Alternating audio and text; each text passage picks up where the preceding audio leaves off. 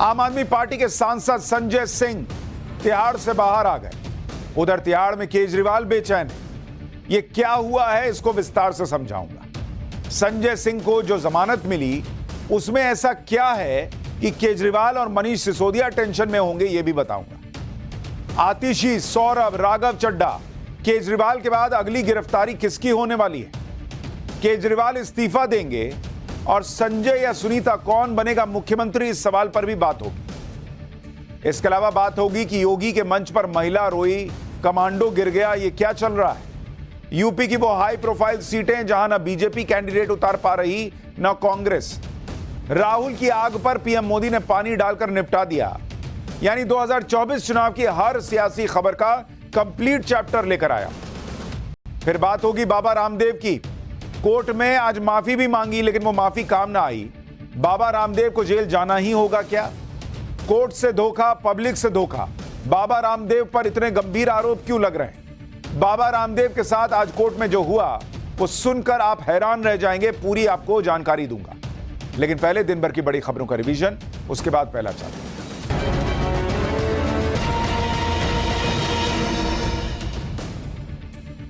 कल सुबह 11 बजे मोदी कैबिनेट की बैठक होगी। कैबिनेट की यह बैठक प्रधानमंत्री आवास पर होगी, जिसमें अमित शाह और बीजेपी अध्यक्ष जेपी नड्डा भी मौजूद रहे। हालांकि इस बैठक के एजेंडे के बारे में अभी तक ऑफिशियल जानकारी नहीं मिल पाई है। सवाल यह है कि चुनाव की तारीखों के ऐलान के बाद हो रही कैबिनेट की इस बैठक में क्या कोई जरूरी फैसला लिया जा सकता है? एक बार फिर चुनाव से ठीक पहले बंगाल में बम बरामद होने का सिलसिला शुरू हो गया है। आज बंगाल में पुलिस ने हिंसा की बड़ी साजिश को नाकाम करते हुए सिलीगुड़ी से 3 देसी बम बरामद किए। बम निरोधक दस्ते ने इन बमों को डिफ्यूज कर दिया। दिल्ली हाईकोर्ट ने गठबंधन के लिए शॉर्ट में इंडिया नाम रखने पर विपक्षी पार्टियों को नोटिस जारी किया है। एक जनहित याचिका में आरोप लगाया गया कि इंडिया नाम का इस्तेमाल कर कुछ पार्टियां देश के नाम का गलत फायदा उठा रही हैं। कोर्ट अब 10 अप्रैल को इस मामले में अगली सुनवाई करेगा और उसी दिन इस पर फैसला आने की उम्मीद है। इससे पहले कोर्ट 8 बार राजनीतिक दलों और चुनाव आयोग से इस मामले में जवाब देने के लिए कह चुका है। दिल्ली के सिविल लाइंस इलाके में एक तेज रफ्तार कार दुकान में जा घुसी। कार की रफ्तार इतनी ज्यादा थी कि वो लोगों को टक्कर मारते हुए मशहूर फतेह कचौड़ी वाले की दुकान तक पहुंच गई। इस हादसे में 5 लोग गंभीर रूप से घायल हुए हैं। दिल्ली पुलिस के मुताबिक आरोपी पेशे से वकील है और आरोपी की पत्नी भी गाड़ी में मौजूद थी। छत्तीसगढ़ के बीजापुर में सुरक्षा बलों को नक्सलियों के खिलाफ अभियान में बड़ी कामयाबी मिली है। सुरक्षा बलों के साथ मुठभेड़ में 10 नक्सली मारे गए। बीजापुर के एसपी ने नक्सलियों के मारे जाने की पुष्टि की है।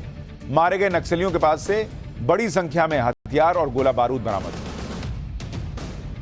नवी मुंबई में एक केमिकल फैक्ट्री में आग लगने से अफरा तफरी मच गई।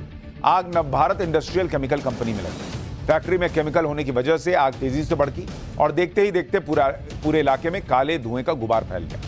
कई घंटे मशक्कत करनी पड़ी, तब जाकर फायर ब्रिगेड आग पर काबू पा पाई। फिलहाल आग की वजह का पता नहीं चला। तो दिन भर का रिवीजन होने के बाद अब पाठशाला की पहली क्लास। संजय सिंह तिहाड़ से बाहर, केजरीवाल तिहाड़ में बेचैन। ये क्या हुआ? संजय सिंह को मिली जमानत में ऐसा क्या है कि केजरीवाल और मनीष सिसोदिया टेंशन में होंगे? आतिशी, सौरभ, राघव चड्ढा, केजरीवाल के बाद अगली गिरफ्तारी किसकी? और क्या केजरीवाल इस्तीफा देंगे? संजय या सुनीता में से कौन मुख्यमंत्री बनेगा? आज सबसे पहले इसका चर्चा।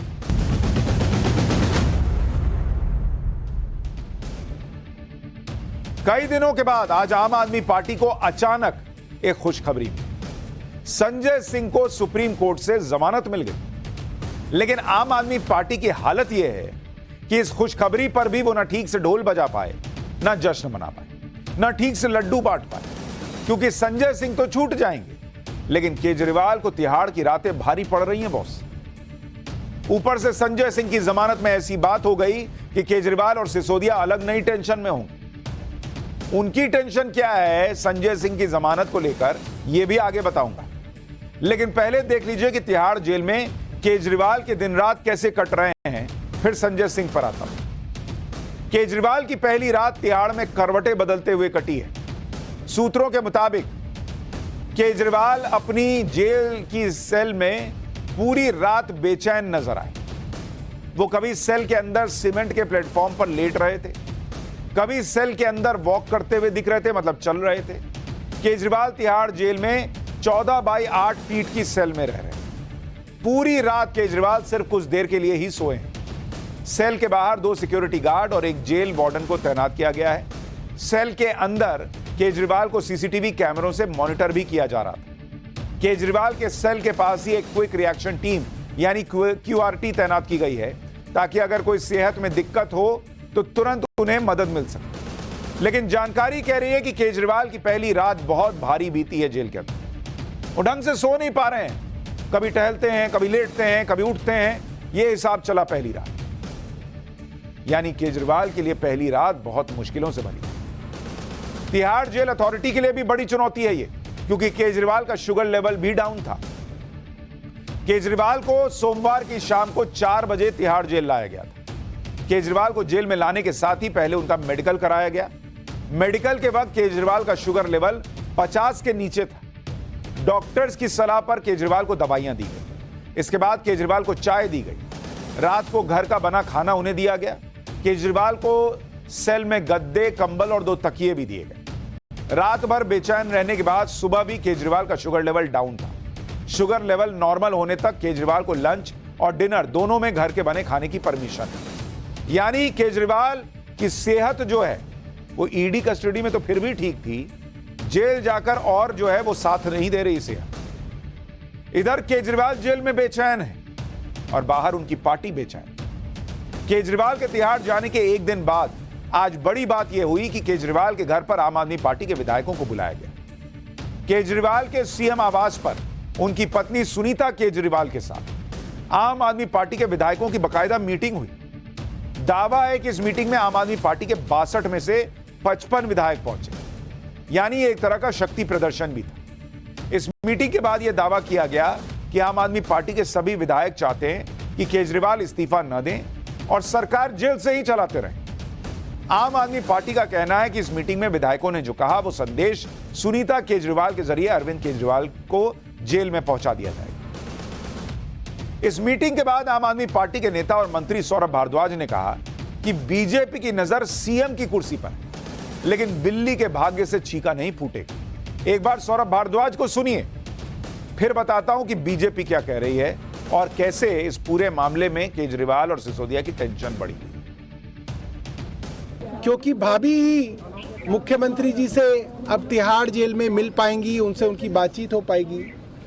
पार्टी की तरफ से वो ही संदेश ले जा सकती हैं मुख्यमंत्री जी के पास और मुख्यमंत्री जी का संदेश ला सकती हैं। तो उनको सभी विधायकों ने कहा कि जब आज आप मुख्यमंत्री जी से मिलें, आपकी वीडियो कॉन्फ्रेंसिंग पे बात हो, तो आप मुख्यमंत्री जी को ये संदेश सारे विधायक साथियों की तरफ से दीजिएगा कि अरविंद केजरीवाल जी दिल्ली के मुख्यमंत्री थे, अरविंद केजरीवाल जी दिल्ली के मुख्यमंत्री हैं और अरविंद केजरीवाल जी ही दिल्ली के मुख्यमंत्री रहेंगे।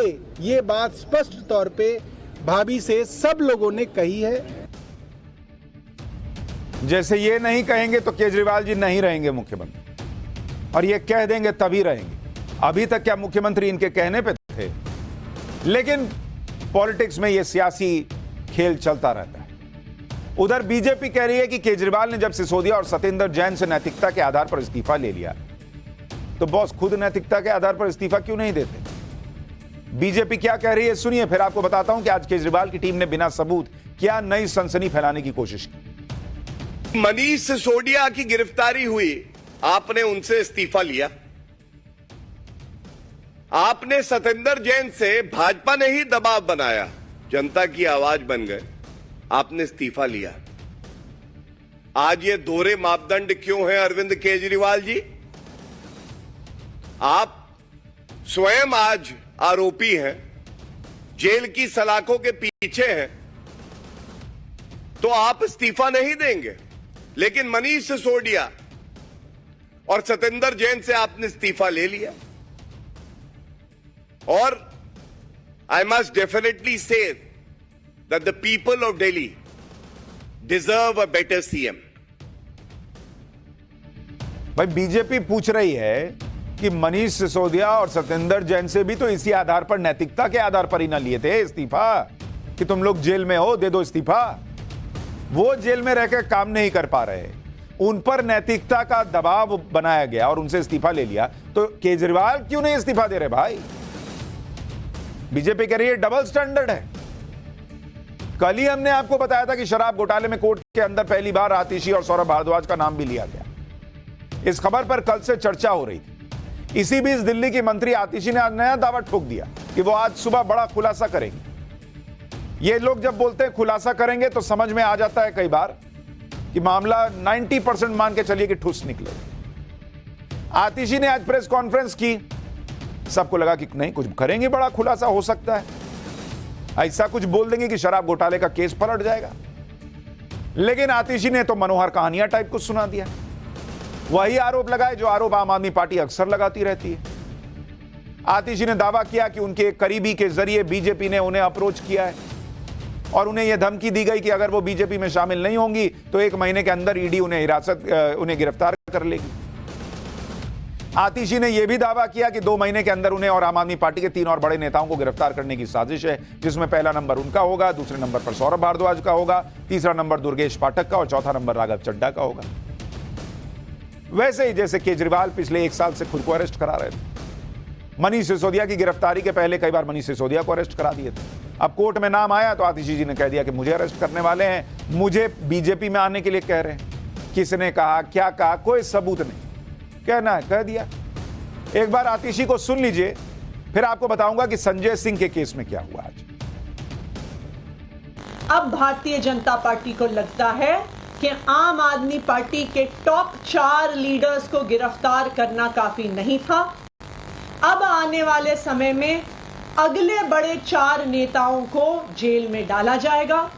मुझे जेल में डाला जाएगा, सौरभ भारद्वाज को जेल में डाला जाएगा, दुर्गेश पाठक को जेल में डाला जाएगा और राघव चड्ढा को जेल में डाला जाएगा। यानी इन्होंने हायरार्की भी बता दी कि टॉप के 4 जो थे वो जेल में हैं और उसके बाद टॉप 4 हम हैं, कोई और भ्रम में न रहे। दूसरा कि मुझे बीजेपी में बुला रहे हैं, किसी से बुलवाए, अरे भाई ऐसे पलट के बीजेपी बोल देगी। कहानी सुनानी है तो बीजेपी भी कह देगी कि हमको आतिशी और सौरभ भारद्वाज ने किसी हमारे करीबी से बुलवाया कि हम बीजेपी में आते हैं। अरे कोई सबूत देना होगा ना बॉस। हालांकि हमेशा की तरह आम आदमी पार्टी के नेता ने इस सनसनीखेज खुलासे पर ना तो कोई सबूत पेश किए, ना ही उन्होंने अपने उस करीबी व्यक्ति का नाम बताया जिसके जरिए कथित तौर पर बीजेपी ने आतिशी को अप्रोच किया। अगर इस तरह के आरोप लगाने हैं तो ऐसे आरोप कोई भी लगा सकता है। आज आतिशी पूरी लिस्ट लेकर आ गई कि अब किसे जेल भेजा जाएगा, फिर उसके बाद कौन जेल जाएगा। यह माहौल बनाया जा रहा है कि आम आदमी पार्टी के हर बड़े नेता को जेल में डाल दिया जाएगा। लेकिन इनसे कोई पूछे कि अगर ऐसा ही है तो फिर आज संजय सिंह को जमानत कैसे मिल गई बॉस? आज संजय सिंह को सुप्रीम कोर्ट से जमानत मिल गई और संजय सिंह को जमानत मिलने का सबसे अहम पॉइंट यह रहा कि ईडी ने संजय सिंह की जमानत का विरोध नहीं किया। ईडी ने सुप्रीम कोर्ट में कह दिया कि उसे संजय सिंह की रिहाई पर कोई ऑब्जेक्शन नहीं है। अब जो लोग कहते थे कि शरद रेड्डी के रिहाई को जमानत मिलने का ईडी ने ऑब्जेक्शन नहीं किया, इसका मतलब ईडी और शरद रेड्डी की सेटिंग गेटिंग है, तो संजय सिंह की भी रिहाई का ऑब्जेक्शन नहीं किया, तो संजय सिंह और ईडी की सेटिंग गेटिंग है। ईडी ने संजय सिंह को पिछले साल अक्टूबर में अरेस्ट किया था। संजय सिंह की जमानत पर आज सुप्रीम कोर्ट में सुनवाई के दौरान ईडी ने इस केस में यह कहकर रियायत दे दी कि अगर संजय सिंह को जमानत दी जाती है तो ईडी को उस पर कोई आपत्ति नहीं। इसके बाद सुप्रीम कोर्ट ने संजय सिंह को जमानत दे दी और आदेश दे दिया कि ट्रायल कोर्ट से तय नियम और शर्तों के आधार पर संजय सिंह को ट्रायल पेंडिंग रहने के दौरान तक रिहा किया जाए। अगर आम आदमी पार्टी के नेताओं को जेल में ही रखने का मकसद होता तो संजय सिंह की जमानत का कोर्ट में विरोध होता, लेकिन ऐसा नहीं।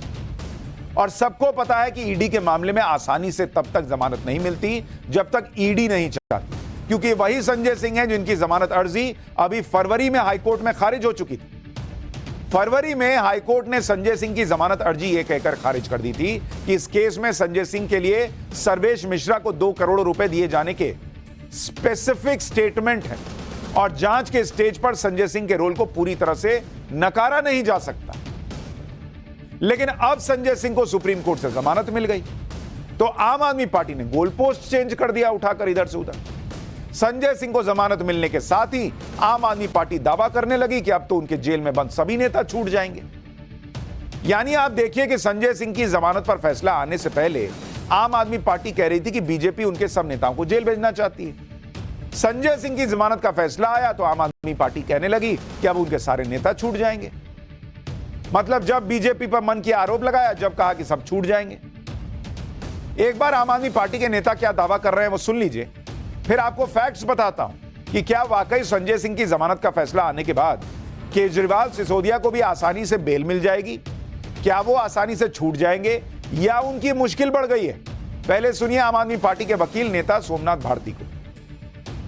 सिसोदिया अरविंद केजरीवाल जेल में है, सत्येंद्र जैन जेल में, उनके लिए रास्ता खुलेगा? बिल्कुल खुलेगा, क्योंकि जब चूंकि सबकी स्थिति एक जैसी थी, वे किसी के पास भी कोई प्रमाण नहीं था, किसी के पास भी कोई एविडेंस नहीं था।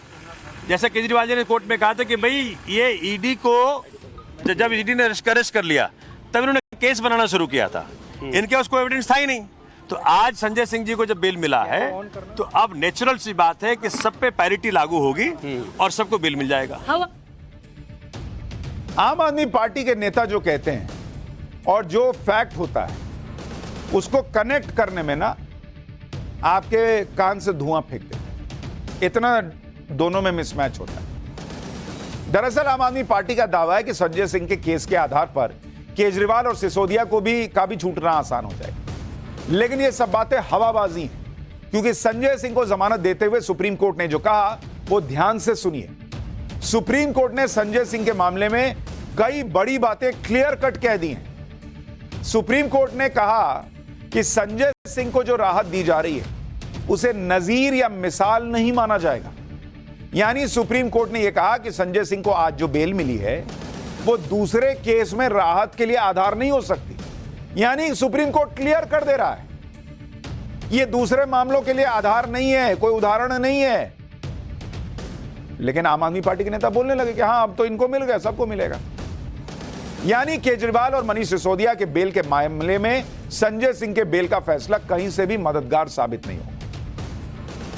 यहां आपको यह भी समझना चाहिए कि भले ही अरविंद केजरीवाल, मनीष सिसोदिया और संजय सिंह तीनों शराब घोटाले में फंसे हुए हैं, लेकिन संजय सिंह का मामला केजरीवाल और मनीष सिसोदिया से अलग है। संजय सिंह के ऊपर आरोप है कि उन्होंने शराब घोटाले में 2 करोड़ रुपए रिश्वत ली और 82 लाख रुपए पार्टी फंड में दिलवाया, जबकि मनीष सिसोदिया और अरविंद केजरीवाल पर यह आरोप है कि ये दोनों पूरे घोटाले के मास्टरमाइंड हैं। शराब नीति में जो कुछ भी बदलाव हुए, साउथ लॉबी से जो भी डील हुई और नीति में बदलाव के बदले जो रिश्वत मिली, सब कुछ इन दोनों के इशारे पर हुआ। यानी मनीष सिसोदिया और अरविंद केजरीवाल का मामला संजय सिंह के मामले से कहीं ज्यादा बड़ा और आरोप भी बड़े, और ये दोनों सरकार में थे। भाई एक मुख्यमंत्री, एक डिप्टी चीफ मिनिस्टर, ये दोनों पॉलिसी बनाने में शामिल थे। संजय सिंह पॉलिसी नहीं बना रहे थे, आरोप यह था कि उनके घर पर पैसा पहुंचाएगा। इसलिए आपको यह दिख रहा होगा कि अगर आप देखेंगे इस पूरे मामले में, जैसे अगर मैं आपको बताऊं, देखिए ये सब फैक्ट्स जानिए, क्योंकि हवाबाजी करके लोग बहुत माहौल बनाते हैं। संजय सिंह अगर आप देखेंगे इनके मामले में, ये गिरफ्तार कब हुए? ये 2 अक्टूबर 2023 में अरेस्ट होते हैं। अक्टूबर 2023, डेट एकदम एग्जैक्ट याद नहीं है, लेकिन अक्टूबर 2023, और बेल इनको मिल जाती है 6 महीने में। 6 महीने में इनको बेल मिल गई। अब आप अगर मनीष सिसोदिया को देखेंगे कि सिसोदिया कब अरेस्ट हुए थे, ये अरेस्ट हुए थे फेब 2023 में, 2023 में। बेल की अगली सुनवाई होती है 6 अप्रैल 2024 को। 1 साल को होगी, और 1 साल प्लस हो गया नो बेल, अभी तक इनको बेल नहीं मिली। अरविंद केजरीवाल का मामला तो अभी आपके सामने है, कल से वो तिहाड़ जेल में है। आम आदमी पार्टी एक और बात कह रही है, वो कह रही है कि संजय सिंह को मिली बेल को आम आदमी पार्टी के नेताओं की बेगुनाही के सबूत के तौर पर वो लोग दिखा रहे हैं। आम आदमी पार्टी का दावा है कि आज तो सुप्रीम कोर्ट में ईडी का पर्दाफाश हो गया, आज तो ये साबित हो गया कि शराब घोटाला झूठा था। एक बार आम आदमी पार्टी के नेता को सुनिए, फिर आपको बताऊंगा कि आम आदमी पार्टी के इस दावे का सच क्या है। संजय सिंह जी की जमानत ने साबित कर दिया कि आखिरकार जीत सत्य की ही होती है। आप सत्य को दबा सकते हैं, लेकिन आप सत्य को मिटा नहीं सकते हैं। आज जो ईडी का पर्दाफाश हुआ है पूरे देश के सामने, अब हम ये उम्मीद करते हैं कि इस केस में जो एक मनी ट्रेल है उसको अब ईडी इन्वेस्टिगेट करेगी, उसकी जांच करेगी। जो शराब कारोबारी शरद चंद्र रेड्डी ने 55 करोड़ रुपया भारतीय जनता पार्टी को दिया, जो इस केस की इकलौती एस्टैब्लिश्ड मनी ट्रेल है, उसकी ईडी जांच करेगी। उसमें ईडी अपनी एफआईआर फाइल करेगी, भारतीय जनता पार्टी को आरोपी बनाएगी और भारतीय जनता पार्टी के राष्ट्रीय अध्यक्ष को गिरफ्तार करेगी और उनसे पूछताछ करेगी। यानी अगर संजय सिंह को जमानत मिल गई तो आम आदमी पार्टी के नेताओं के हिसाब से यह साबित हो गया कि यह घोटाला नहीं हुआ और वो पाक साफ है। तो फिर तो सवाल पूछा जाएगा कि मनीष सिसोदिया को जमानत नहीं मिली, तो मतलब आप मान रहे हो मनीष सिसोदिया ने गड़बड़ की। सत्येंद्र जैन को जमानत नहीं मिली, उनको फिर जेल भेजा गया, इसका मान रहे हो, मतलब आप मान रहे हो सत्येंद्र जैन जो है वो गड़बड़ की है। केजरीवाल जी जेल में ही हैं।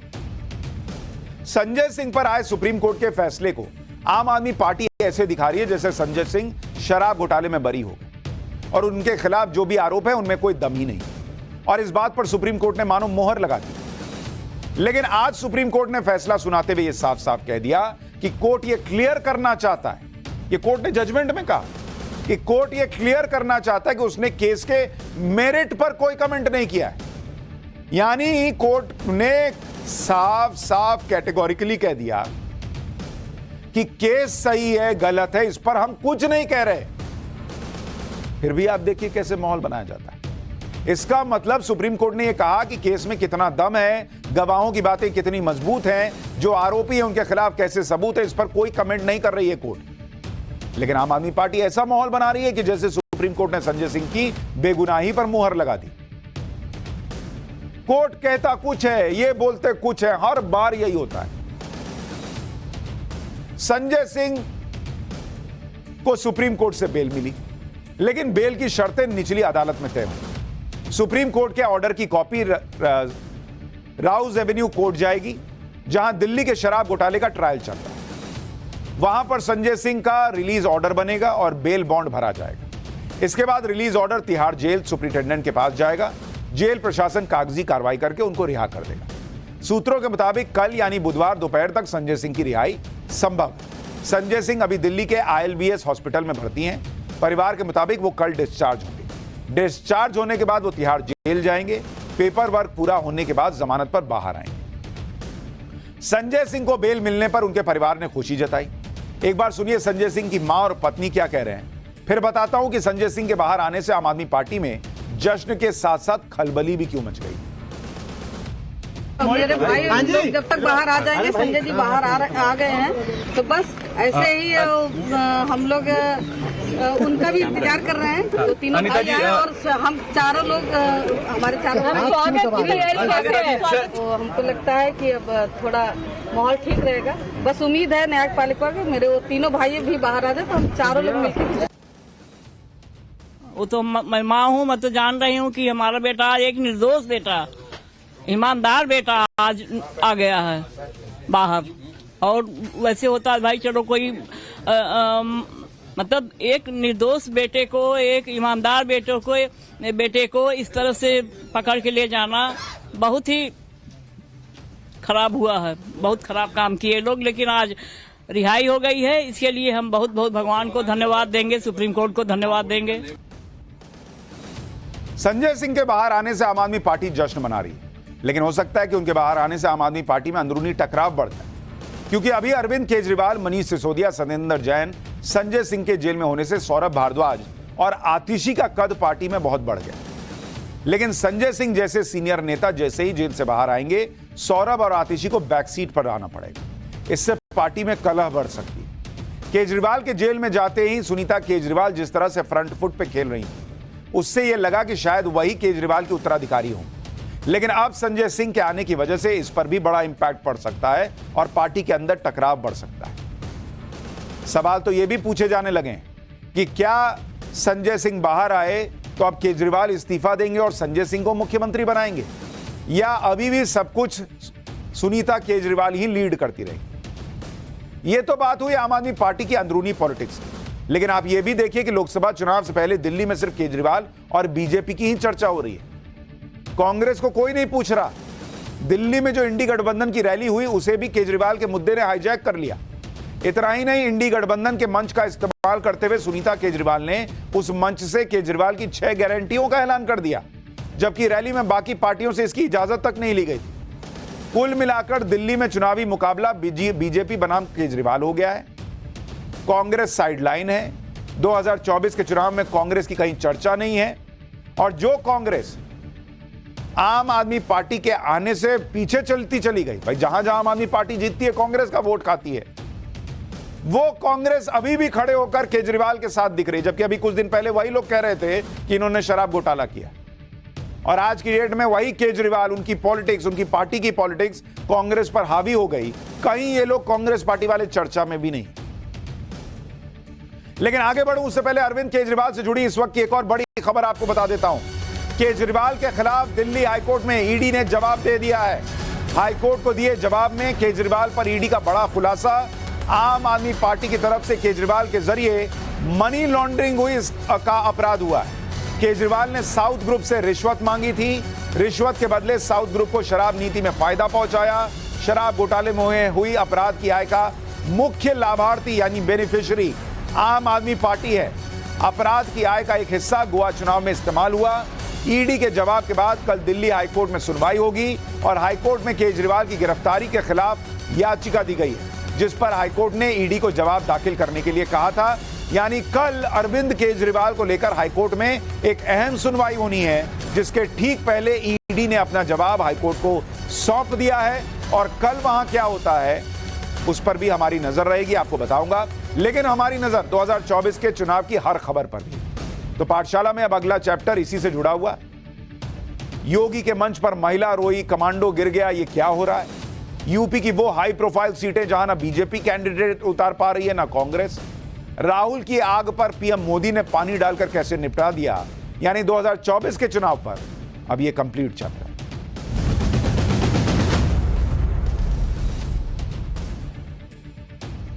लोकसभा चुनाव के प्रचार में दो बातें साफ दिख रही हैं। पीएम मोदी हर रैली में अपने अगले कार्यकाल का विजन बता रहे हैं, देश को आगे ले जाने का रोड मैप बता रहे हैं, इकोनॉमी पर चर्चा कर रहे हैं। और दूसरी तरफ इंडी गठबंधन हर रैली में पीएम मोदी पर हमला कर रहा है। हर प्रेस कॉन्फ्रेंस में पीएम मोदी पर ही आरोप लगा रहा है। किसी भी तरह से पीएम मोदी को फिर से सत्ता में आने से कैसे रोका जाए, इसकी चर्चा कर रहा है। देश के लिए क्या करना है, देश की समस्याओं को कैसे दूर करना है, इसका कोई फुल प्रूफ प्लान या विजन इंडी गठबंधन के पास है ही नहीं। इंडी गठबंधन के नेता ऐसे ऐसे बयान दे रहे हैं जो उनकी बौखलाहट को दिखा रहा है। 2 दिन पहले ही कांग्रेस के नेता राहुल गांधी ने कहा था कि अगर 2024 का चुनाव पीएम मोदी जीत गए तो देश में आग लग जाएगी। ये मोहब्बत की दुकान वाले हैं। राहुल ने यह भी कहा कि चुनाव जीतने के बाद बीजेपी संविधान बदल देगी। इस तरह की बातें राहुल गांधी पहली बार नहीं कह रहे, लेकिन इस बार पीएम मोदी ने राहुल के इस नैरेटिव की हवा निकाल दी। उत्तराखंड के रुद्रपुर की रैली में पीएम मोदी ने कहा कि कांग्रेस 10 साल सत्ता से बाहर क्या रही, देश में आग लगाने की बात करने लगी।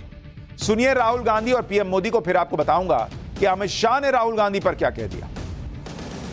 मेरी बात आप अच्छी तरह सुन लो। अगर हिंदुस्तान में मैच फिक्सिंग का चुनाव बीजेपी जीते और उसके बाद संविधान को उन्होंने बदला, तो इस पूरे देश में आग लगने जा रही है। जो मैंने कहा याद रखो, कांग्रेस के शाही परिवार के शाहजादे ने ऐलान किया है कि अगर देश ने तीसरी बार बीजेपी सरकार को चुनी, आग लग जाएगी। 60 साल तक देश पर राज करने वाले 10 साल सत्ता से बाहर क्या रह गए?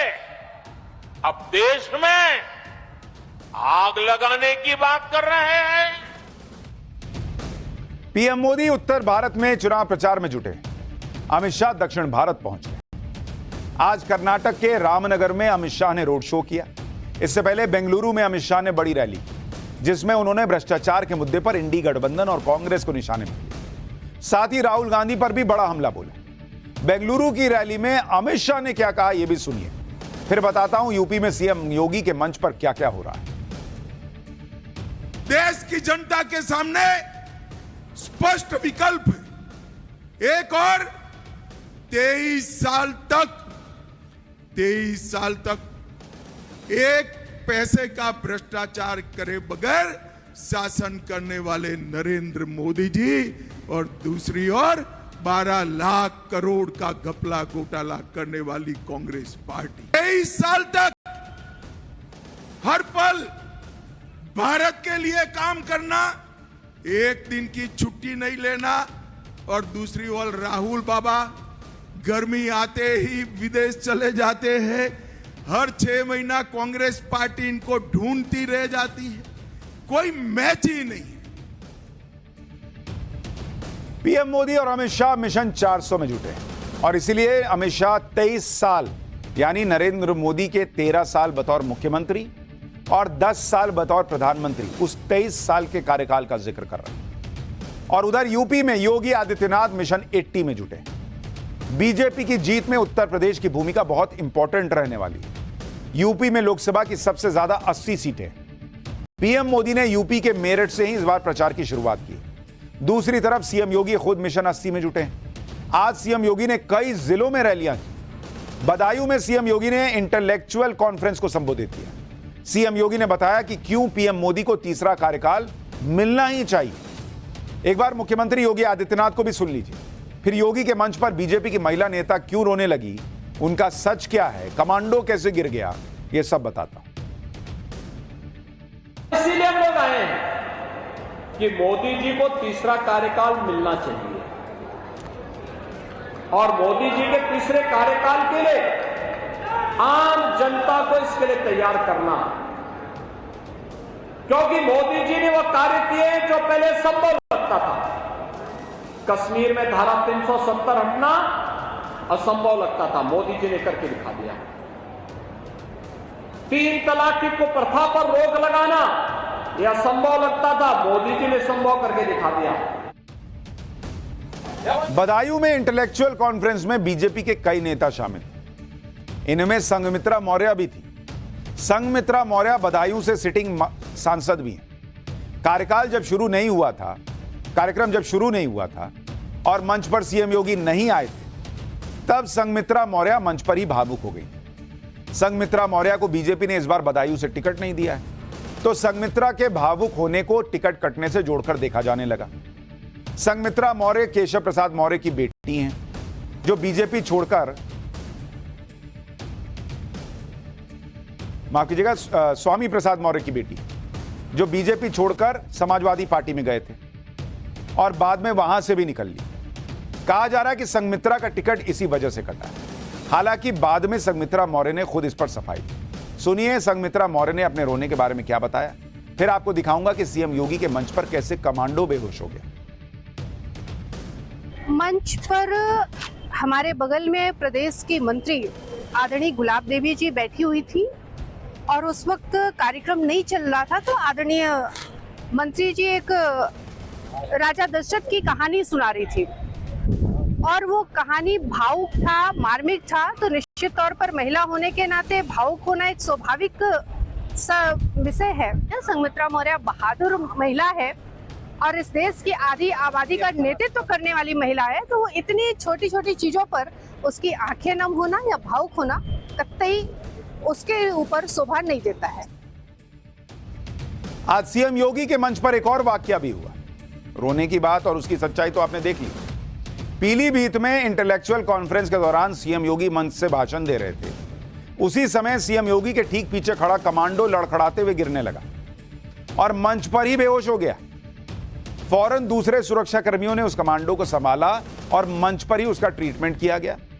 यह सब इतनी तेजी से हुआ कि भाषण दे रहे सीएम योगी को पता भी नहीं चल पाया।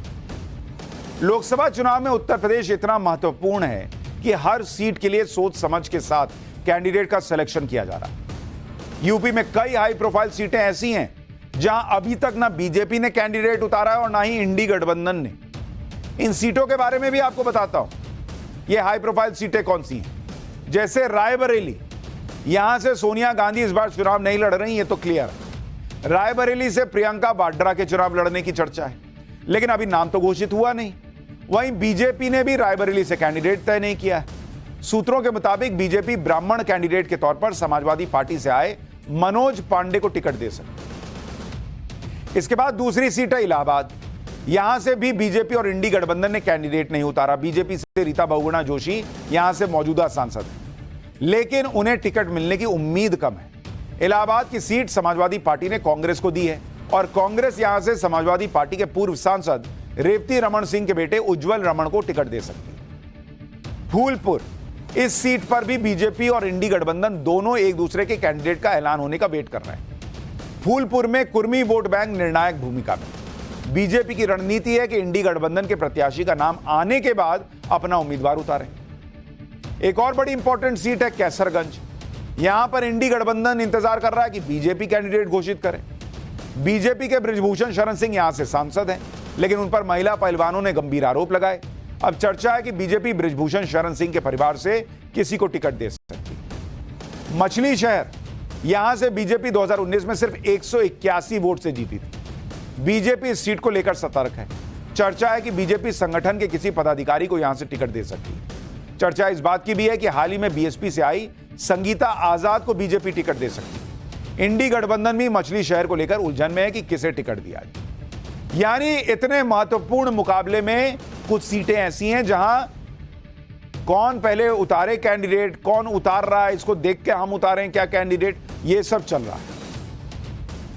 उत्तर प्रदेश में इंडी गठबंधन का चेहरा अखिलेश यादव है, लेकिन अखिलेश यादव खुद टिकट डिस्ट्रीब्यूशन को लेकर कंफ्यूज दिख रहे हैं। अखिलेश यादव ने कांग्रेस के साथ सीट शेयरिंग तो कर ली, लेकिन अपनी सीटों पर उम्मीदवारों को लेकर अखिलेश यादव घनघोर कंफ्यूज है। जिसको टिकट देते हैं उसका टिकट काट देते हैं, किसी नए को टिकट दे देते हैं, फिर नए वाले कैंडिडेट का भी टिकट काटकर पुराने वाले को उम्मीदवार बना देते हैं। अखिलेश की कंफ्यूजन का सबसे ताजा मामला मेरठ का है। अखिलेश यादव ने मेरठ से अब अतुल प्रधान को उम्मीदवार बना दिया। अतुल प्रधान मेरठ के सरधना से सपा विधायक भी। अतुल प्रधान से पहले अखिलेश ने भानु प्रताप सिंह को मेरठ से कैंडिडेट बनाया था, लेकिन उसके बाद मेरठ के कार्यकर्ताओं में नाराजगी की खबरें आई तो अखिलेश ने भानु प्रताप का टिकट काटा और अतुल प्रधान को टिकट दे दिया। अब अतुल प्रधान मेरठ में बीजेपी के राम यानी अरुण गोविल को चुनौती देंगे। बीजेपी ने रामायण सीरियल में श्री राम की भूमिका निभाने वाले अरुण गोविल को मेरठ से उतारा है। अरुण गोविल ने आज अपना नामांकन भी दाखिल कर दिया। अरुण गोविल के पक्ष में पीएम मोदी ने 30 मार्च को मेरठ में रैली भी की। ऐसा नहीं है कि अखिलेश ने सिर्फ मेरठ से कैंडिडेट चेंज किया। मेरठ से पहले भी अखिलेश कई सीटों पर उम्मीदवार बदल चुके हैं। आपको अखिलेश यादव का कंफ्यूजन कितना है इसके कुछ और उदाहरण बता देता हूं। जैसे मुरादाबाद, पहले एसटी हसन को टिकट दिया, फिर एसटी हसन का टिकट काट दिया, बाद में रुचि वीरा को टिकट दे दिया। गौतम बुद्ध नगर, पहले महेंद्र नागर को टिकट दिया, फिर महेंद्र नागर का टिकट काटा, उनकी जगह राहुल अवाना को टिकट दिया, बाद में राहुल अवाना का टिकट काटा, फिर से महेंद्र नागर को कैंडिडेट बना दिया। खजुराहो मध्य प्रदेश, पहले ये मध्य प्रदेश की सीट, पहले मनोज यादव का टिकट दिया गया, बाद में मनोज यादव का टिकट काट दिया, अब मीरा यादव को टिकट दिया है। रामपुर मौलाना मुहिबुल्ला को टिकट दिया, सपा नेता असीम रजा ने भी नामांकन भरा है, यहां भी घमासान मचा हुआ है। यानी कंफ्यूजन ही कंफ्यूजन है, यह दिख रहा है। समाजवादी पार्टी में कंफ्यूजन के साथ नेताओं की अपनी महत्वाकांक्षा भी। बदायूं का मामला देखिए, जिस बदायूं में आज सीएम योगी ने रैली की थी, वहां से समाजवादी पार्टी के घोषित उम्मीदवार शिवपाल यादव हैं, लेकिन शिवपाल यादव चुनाव लड़ेंगे या नहीं, इस पर सस्पेंस खड़ा हो गया है, क्योंकि शिवपाल यादव चाहते हैं कि उनका बेटा आदित्य यादव बदायूं से चुनाव लड़े, लेकिन अखिलेश ने शिवपाल यादव को कैंडिडेट बना रखा है। अब शिवपाल यादव कह रहे हैं कि बदायूं की जनता चाहती है कि आदित्य चुनाव लड़े, और इसके लिए शिवपाल यादव अपना टिकट भी लौटाने को तैयार है। यानी बदायूं से भी अखिलेश को कैंडिडेट बदलना पड़ सकता है। सुनिए शिवपाल यादव जो अपने बेटे की पैरवी कर रहे हैं। फिर बताता हूं कि सीएम योगी ने बदायूं में शिवपाल का नाम लिए बिना क्या कह दिया। इस बार आदित्य जी भी लोकसभा पहुंचेंगे।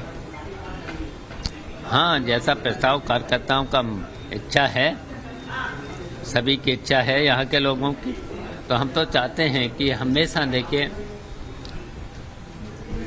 जब पहली बार अखिलेश यादव सांसद का चुनाव लड़े तो 26 साल के थे, उसके बाद जब धर्मेंद्र चुनाव लड़े तो 25 साल के थे, अब इसकी तो मैं थोड़ा सा इनसे ज़्यादा हो गई है। तो यहाँ के लोगों ने जो प्रस्ताव रख दिया है, आपको उम्मीदवारी वापस लेनी पड़ेगी अब। हाँ बिल्कुल, अब ये राष्ट्रीय नेतृत्व फैसला ले लेगा, डिक्लेयर तो वही करेगा। समाजवादी पार्टी में टिकट काटने, उम्मीदवार बदलने के पैटर्न पर आज सीएम योगी ने भी निशाना साधा। बदायूं में आज के कार्यक्रम के दौरान सीएम योगी ने कहा कि समाजवादी पार्टी के कैंडिडेट बदायूं का मैदान छोड़कर भाग रहे हैं। पहले एक आए थे जो छोड़कर चले गए, दूसरे भी जाने की तैयारी में। आपको सुनाता हूं कि सीएम योगी ने बदायूं में किस तरह से इंडी गठबंधन पर चुटकी ली, फिर वरुण गांधी का टिकट कटने पर पहली बार मेनका गांधी क्या बोली हैं यह भी सुनाऊंगा। यह चुनाव स्वार्थ के परिवार और मोदी के परिवार के बीच होगा। स्वार्थ के परिवार आप जानते हैं, समाजवादी पार्टी एक परिवार की पार्टी, कांग्रेस एक परिवार की पार्टी, और जैसे दिग्विजय सिंह साक्य का नाम आप बदायूं से आया तो पता लगा कि मुझे समाजवादी पार्टी के लोगों ने मैदान छोड़ करके भागना प्रारंभ कर दिया, अभी से प्रारंभ कर दिया। एक प्रत्याशी आए वो भाग गए, अब दूसरे भी आकर के भागने की तैयारी में फिर। शिवपाल यादव तो खुलकर अपने बेटे की पैरवी कर रहे हैं, लेकिन बीजेपी में ऐसा नहीं होता। बीजेपी ने पीलीभीत से सांसद वरुण गांधी का टिकट काट दिया, लेकिन वरुण गांधी की मां मेनका गांधी को सुल्तानपुर से दोबारा टिकट दे दिया। इस पर बड़ी अटकलें लगी। कहा गया कि वरुण गांधी समाजवादी पार्टी या कांग्रेस के टिकट से चुनाव लड़ सकते हैं। इस पर मेनका गांधी ने पहली बार अपनी चुप्पी तोड़ी। मेनका गांधी ने कहा कि इस बारे में वरुण गांधी से पूछिए, इलेक्शन के बाद देखते हैं, हो सकता है कि वरुण के लिए बीजेपी ने कोई योजना बनाई हो। मेनका ने यह भी कहा कि वो बीजेपी में बहुत खुश हैं। सुनिए मेनका गांधी को, फिर बताता हूं कि बिहार में कैसे पप्पू यादव ने कांग्रेस के साथ ही गेम कर दिया है। आप उनसे पूछिए, इलेक्शन के बाद देखते हैं, लंबा समय है। मैम, वरुण जी का टिकट कटने के बाद कांग्रेस नेताओं की एक राय आ रही है कि गांधी परिवार को एक हो जाना चाहिए, इस पर क्या कहेंगे? मैं इस पर टिप्पणी करूंगी नहीं बेटा। मैम, जैसे अमेठी रायबरेली में आप लोग इस पर हम लोग ये विषयों को छोड़ दो। मैं बीजेपी में हूँ और मैं बहुत खुश हूँ कि मैं बीजेपी में हूँ। यूपी के बाद अब बात बदल जाता है। अब ये बताता हूं, पाठशाला में अगली क्लास, कोर्ट में माफी भी काम ना आई, बाबा रामदेव को जेल जाना ही होगा क्या? कोर्ट से धोखा, पब्लिक से धोखा, बाबा रामदेव पर इतने गंभीर आरोप क्यों लगे? बाबा रामदेव के साथ आज कोर्ट में जो हुआ, सुनकर हैरान रह जाए।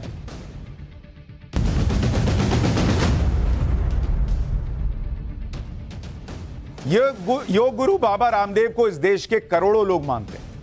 बाबा रामदेव की बातों पर करोड़ों लोग आंख बंद करके विश्वास करते हैं। उनकी कई बातों को लोग फॉलो करते हैं। लेकिन पिछले कुछ अरसे में बाबा रामदेव और उनकी पतंजलि को लेकर देश की सबसे बड़ी अदालत में जो देखा और सुना गया, वो करोड़ों लोगों के भरोसे को तोड़ने जैसा है। आपको हम पहले भी बता चुके कि बाबा रामदेव और पतंजलि के खिलाफ बीमारियों का इलाज करने का दावा करने वाले भ्रामक विज्ञापनों का मामला सुप्रीम कोर्ट में चल रहा है। इसी मामले में आज बाबा रामदेव को सुप्रीम कोर्ट ने अदालत में खुद पेश होने के लिए कहा।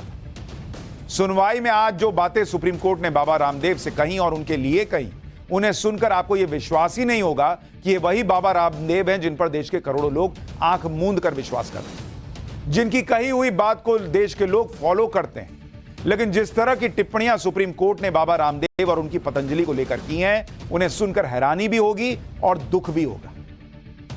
आज झूठ और अफवाह फैलाने वाले विज्ञापनों के मामले में बाबा रामदेव सुप्रीम कोर्ट में माफी मांगने गए थे, लेकिन सुप्रीम कोर्ट ने उनकी माफी को स्वीकार करने तक से मना कर दिया। जिन रामदेव पर देश ने इतना भरोसा किया, उनकी हर बात को सच माना, आज वही रामदेव कोर्ट में लोगों का विश्वास कायम रखने में फेल हो गए, क्योंकि उन्होंने तो वहां जाके माफी मांग ली, उन्होंने सीना ठोककर नहीं कहा कि जो कहा हूं वो बात कायम रहता हूं, उस पर जो बताया वो सच है, ये नहीं कहा उन्होंने, बल्कि उल्टे उन्होंने माफी मांगी।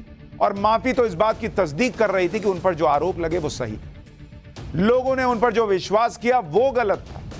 यहां तक कि कोर्ट में तो बाबा रामदेव पर धोखाधड़ी का भी आरोप लग गया आज, जिस पर अगर मुकदमा चला तो रामदेव जेल भी जा सकते हैं। सुनवाई के दौरान सुप्रीम कोर्ट में आज क्या हुआ इसे डिटेल में आगे बताऊंगा, लेकिन उससे पहले सुप्रीम कोर्ट की कुछ टिप्पणियां बता देता हूं जिन्हें आज बाबा रामदेव के लिए कोर्ट रूम में कहा गया। बाबा रामदेव के माफी मांगने पर सुप्रीम कोर्ट ने कहा कि दिस अपॉलॉजी इज नॉट पर्सुएडिंग, यानी यह माफी कोर्ट को संतुष्ट नहीं कर रही। इसके आगे कहा कोर्ट ने कि this apology is more of a lip service, यानी कोर्ट ने इस माफी को एक जुबानी बयानबाजी कह दिया कि मतलब आप सीरियस नहीं, खाली बोलने के लिए बोल रहे। यानी बाबा रामदेव की माफी में माफी वाला भाव सुप्रीम कोर्ट को नहीं दिखाई दिया। इसकी वजह भी आगे बताऊंगा। सुनवाई के दौरान कोर्ट ने कहा कि this is a clear case of पर्जरी, यानी यह साफ तौर पर झूठी गवाही का केस है। Separate पर्जरी case will start against both of you, यानी बाबा रामदेव और आचार्य बालकृष्ण पर अब झूठी गवाही देने का मामला भी चल सकता है। इसके अलावा कोर्ट ने यह भी कहा कि no excuse of national service, यानी राष्ट्रीय सेवा का कोई बहाना नहीं चलेगा। दरअसल बाबा रामदेव अपने प्रोडक्ट्स को बेचने के लिए इसे देश की सेवा से जोड़कर दिखाते, लेकिन आज कोर्ट में उनकी एक दलील नहीं चली। बाबा रामदेव के मामले में अगली सुनवाई अब 10 अप्रैल को होगी, जिसमें अदालत ने बाबा रामदेव और बालकृष्ण दोनों को फिर से कोर्ट में हाजिर होने का आदेश दिया है। आज सुप्रीम कोर्ट ने इस बात को भी साफ किया कि बाबा रामदेव इस केस को शायद बहुत हल्के में ले रहे थे और सुप्रीम कोर्ट के आदेश की गंभीरता को कम आंक रहे थे। लेकिन जिस तरह पिछली सुनवाई में सुप्रीम कोर्ट ने बाबा रामदेव को कोर्ट में हाजिर होने का आदेश दिया और आज जो बातें कही गई, उससे बाबा रामदेव को पता चल गया होगा कि सुप्रीम कोर्ट के आदेश को हल्के में लेना कितना भारी पड़ सकता है। आज सुनवाई के दौरान बाबा रामदेव का चेहरा उतरा हुआ था, वो बहुत तनाव में दिख रहे थे। बाबा रामदेव हाथ नीचे करके चुपचाप कोर्ट की बातें सुन रहे थे। जरा कोर्ट के अंदर की तस्वीरें दिखाइए। ये तो जब कोर्ट में जा रहे थे उस वक्त की तस्वीर है। इस वक्त भी उनका चेहरा उतरा हुआ था। इस वक्त भी वो बहुत उत्साहित नहीं दिख रहे थे। शायद उन्हें लग गया था कि कोर्ट उन्हें माफी देने के मूड में नहीं है। आमतौर पर बाबा रामदेव को बहुत उत्साहित और आत्मविश्वास से भरा हुआ देखा जाता है। ये देखिए कोर्ट में उनकी तस्वीर, कैसे चेहरा उतरा हुआ है, हाथ बांध कर खड़े हैं बाबा रामदेव। और अमूमन वो इतना कॉन्फिडेंट रहते हैं कि जो बोलते हैं विज्ञापन से लेकर हर जगह लोग मानते हैं। जब बाबा रामदेव ने अपने विज्ञापनों में पतंजलि की दवा से शुगर, ब्लड प्रेशर, थायराइड और अस्थमा जैसी बीमारियों को पूरी तरह ठीक करने का दावा किया तो देश के लाखों लोगों ने उन पर भरोसा किया। लेकिन सुप्रीम कोर्ट ने बाबा रामदेव के इन विज्ञापनों को झूठा और भ्रम फैलाने वाला माना और बाबा रामदेव और उनकी कंपनी भी यह साबित नहीं कर पाई कि नहीं, ऐसा नहीं है। उन्होंने तो वहां हाथ जोड़ दिए। आज आपको वो कारण भी जानना चाहिए जिसमें सुप्रीम कोर्ट ने बाबा रामदेव की माफी को ही मानने से इनकार कर दिया। दरअसल पिछले साल नवंबर में सुनवाई के दौरान सुप्रीम कोर्ट ने पतंजलि के भ्रामक विज्ञापन रोकने के आदेश दिए, लेकिन इसके बाद भी पतंजलि ने विज्ञापन को छपने से नहीं रोका और कोर्ट से माफी भी नहीं मांगी। इसके बाद पिछले महीने मार्च में सुप्रीम कोर्ट की फटकार के बाद पतंजलि की तरफ से आचार्य बालकृष्ण ने एक माफीनामा लिखा। इसमें भी आज कोर्ट संतुष्ट नहीं हुआ। आज बाबा रामदेव के वकील ने कोर्ट से कहा कि हम बिना शर्त माफी मांग रहे हैं। इसके लिए बाबा रामदेव और आचार्य बालकृष्ण यहां कोर्ट में खुद माफी मांगने के लिए मौजूद हैं। इस पर कोर्ट ने कहा कि हम यहां एडवोकेट बलबीर सिंह यानी बाबा रामदेव के वकील का माफीनामा सुनने के लिए नहीं है। कोर्ट ने आगे यह भी कहा कि जब मानहानि करने वाले को बुलाया गया है तो वकील की क्या जरूरत है। इस पर बाबा रामदेव के वकील ने दलील दी कि यह मेरा फैसला था कि बाबा रामदेव और बालकृष्ण यहां ना आए और मैं माफीनामा दाखिल करूं। इस पर कोर्ट ने कहा कि आप अपने ही जाल में फंस गए। पहले किसी वकील को नहीं आना चाहिए था। पहला आदमी वो होना चाहिए था जिसकी जुबान पर माफी हो। हमने आपको 3 मौके दिए थे। इसके बाद कोर्ट ने माफी स्वीकार करने से मना कर दिया और बाबा रामदेव आचार्य बालकृष्ण के खिलाफ झूठी गवाही देने का नया मुकदमा चलाने का भी आदेश दे दिया। यानी बाबा रामदेव के लिए अब डबल मुसीबत खड़ी हो गई है। झूठी गवाही का भी केस चलेगा। सुप्रीम कोर्ट में बाबा रामदेव के लिए बड़ी मुसीबत की एक वजह यह भी है कि बाबा रामदेव ने इस मामले में झूठे दस्तावेज पेश किए, यह आरोप लगा। दरअसल इस केस में पतंजलि की तरफ से कुछ एफिडेविट पेश किए गए जिसमें झूठी जानकारी दी गई। आज कोर्ट ने बाबा रामदेव के वकील से कहा कि जो दस्तावेज अटैच किए गए वो दस्तावेज बाद में तैयार किए गए। यह साफ तौर पर झूठी गवाही का मामला है। कोर्ट ने आगे कहा कि हम दोनों के खिलाफ झूठी गवाही देने का केस भी कर रहे हैं। कोर्ट में झूठे दस्तावेज पेश करने के मामलों में 3 साल की सजा हो सकती है, यानी बाबा रामदेव को जेल भी जाना पड़ सकता है। हालांकि कोर्ट ने बाबा रामदेव से यह भी कहा कि हम सारे दरवाजे बंद नहीं कर रहे हैं। कोर्ट ने बाबा रामदेव को अगली तारीख यानी 10 अप्रैल को सभी डॉक्यूमेंट पेश करने का आखिरी मौका दिया है। आज सुप्रीम कोर्ट ने बाबा रामदेव की उस प्रेस कॉन्फ्रेंस का भी जिक्र किया जो उन्होंने पिछले साल नवंबर में सुप्रीम कोर्ट के आदेश के बाद की थी। नवंबर के आदेश में सुप्रीम कोर्ट ने पतंजलि को भ्रामक विज्ञापन तुरंत रोकने का आदेश दिया। उसके बाद भी बाबा रामदेव किस तरह के दावे कर रहे थे, सुनिए एक बार। झूठा प्रोपेगंडा प्रचार हम नहीं कर रहे। डॉक्टरों के एक ऐसे गिरोह ने, एक ऐसे गैंग ने, एक ऐसी संस्था बना रखी है, वो प्रोपेगंडा करते रहते हैं योग के खिलाफ, आयुर्वेद के खिलाफ, नेचुरोपैथी के खिलाफ, अपने सनातन सांस्कृतिक मूल्यों के खिलाफ। और वो झूठा प्रोपेगंडा ये है कि सिंथेटिक वर्ल्ड में BP, sugar, thyroid, asthma, arthritis, SLE MS, autoimmune disease, liver, kidney failure, इनका कोई सॉल्यूशन नहीं है। अब ये बातें जो बाबा रामदेव ने कोर्ट के आदेश के बाद प्रेस कॉन्फ्रेंस में कही थी, उन्हें यही बात आज कोर्ट में भी तो कहनी चाहिए थी, लेकिन वो वहां हाथ जोड़कर माफी मांग रहे थे। अब उन पर इतने गंभीर आरोप लग रहे हैं और सबसे बड़ी बात, उन पर से लोगों का विश्वास कम हुआ या नहीं हुआ मैं नहीं कह सकता। लोग पतंजलि के प्रोडक्ट अब इस्तेमाल करना कम कर देंगे या नहीं ये मैं नहीं कह सकता, लेकिन ऐसी बातों के बाद आयुर्वेद को लेकर, देश में जो इतना खजाना है आयुर्वेद का, उसको लेकर अगर सवाल उठते हैं तो यह बहुत गंभीर मामला बन जाता है, और सिर्फ इसलिए क्योंकि गलती किसी और की। एक